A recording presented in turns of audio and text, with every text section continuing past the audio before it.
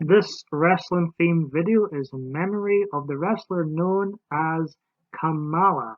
Kamala had a memorable feud with The Undertaker and also wrestled Hulk Hogan in the peak of Hulkamania. Kamala, when I was younger, I always thought was one of the more intimidating and memorable wrestling personas. James Harris passed away August 9th. The 1993 Royal Rumble took place in Sacramento, California from the Arco Arena. One match at the Royal Rumble was a year in the making. Shawn Michaels put his Intercontinental Championship on the line against Marty Jannetty. This match itself wasn't that great. I wasn't a big fan of the match, but the feud leading up to it was great. Shawn Michaels had made a name for himself the year before, just prior to the Royal Rumble 1992, when he threw Marty Jannetty through the barber shop window in a very memorable segment. One of the greatest pre-Royal Rumble matches of all time was Bret the Hitman Hart against Razor Ramon. Razor Ramon, who was kind of still new to the scene in the WWF, was defeated by Bret Hart by sharpshooter in one of the most overlooked and underrated matches of all time. The Royal Rumble match itself was down in comparison to the 1992 Classic, but it still had a number of memorable moments, despite the roster not being overall so good. It did at times feel like a jobber Royal Rumble, but Yokozuna went over strong. He had a memorable one-on-one confrontation with the Macho Man Randy Savage at the end of this Royal Rumble. The Giant Gonzalez made his debut, confronting The Undertaker, decimating The Undertaker like we've never seen before. And Mr. Perfect and Ric Flair had a classic encounter. Great chemistry between them. Ric Flair would go on to leave the World Wrestling Federation not long after this in a loser leaves WWF match with Mr. Perfect. And also Mr. Perfect had a great moment when he was eliminated and he was bullied out of the Royal Rumble match. One of the wrestlers that helped get Mr. Perfect out was Jerry the King Lawler, who put in a great shift here too. It had some very memorable moments, this Royal Rumble match. What many consider the worst WrestleMania of all time, WrestleMania 9, took place April 4th, 1993, in Caesars Palace, Las Vegas, Nevada.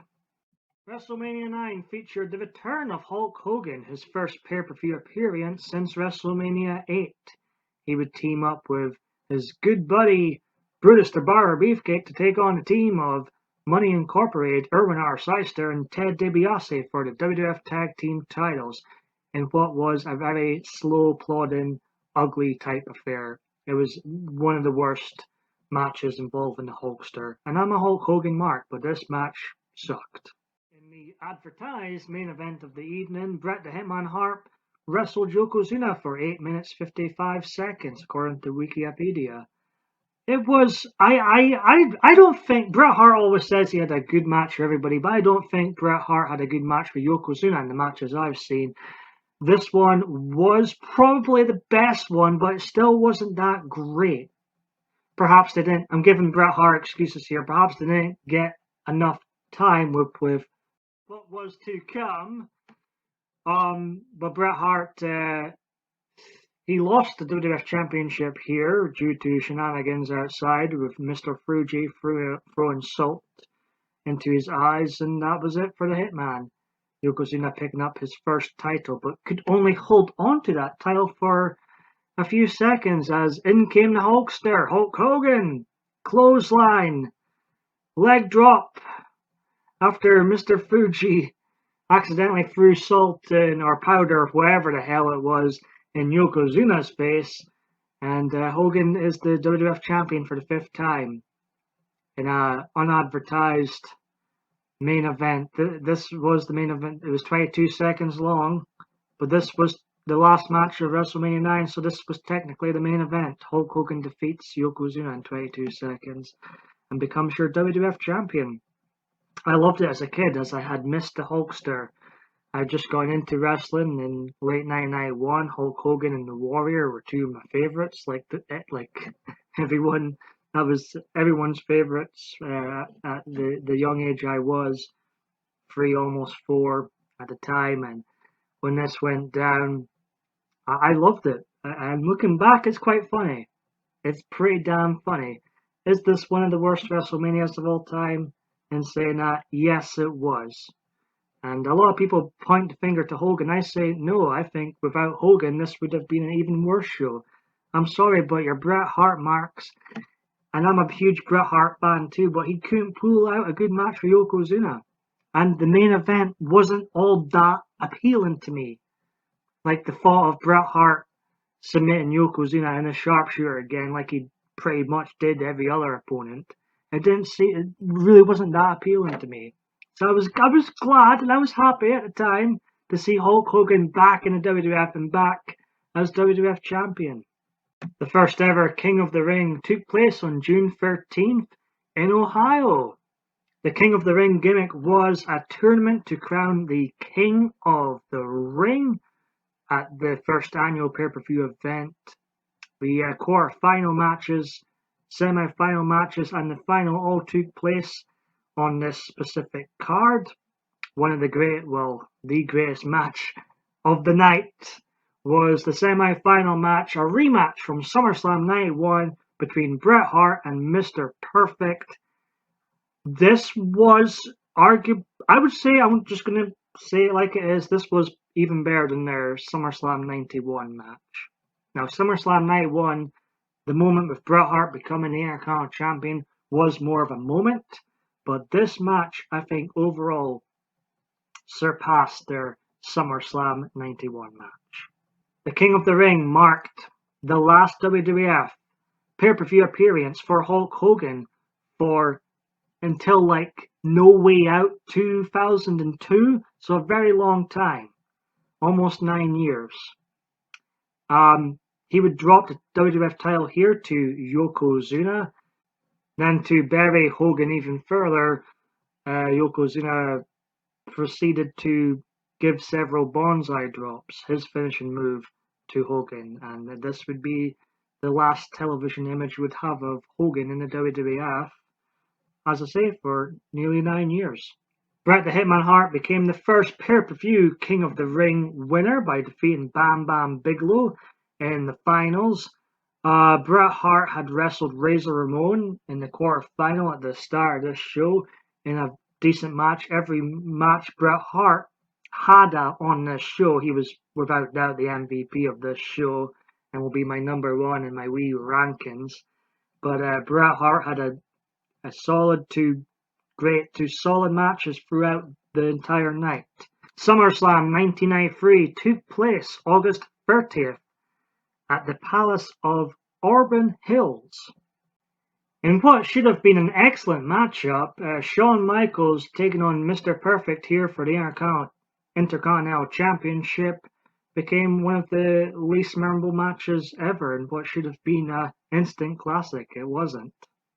After deposing Matt Bourne, the evil Doink the Clown, Bret Hart finally got his hands on Jerry the King Lawler here, put him into the sharpshooter, won the match, wouldn't let go of the sharpshooter, ended up losing by bad sportsmanship, but this feud was just getting more intense here, and his match earlier with Matt Bourne, the evil Doink the Clown, was a pretty solid affair too, but his encounter here with Jerry Lawler was more about the drama, and Jerry Lawler had tremendous heat coming into this match, and Bret Hart went a bit over the score.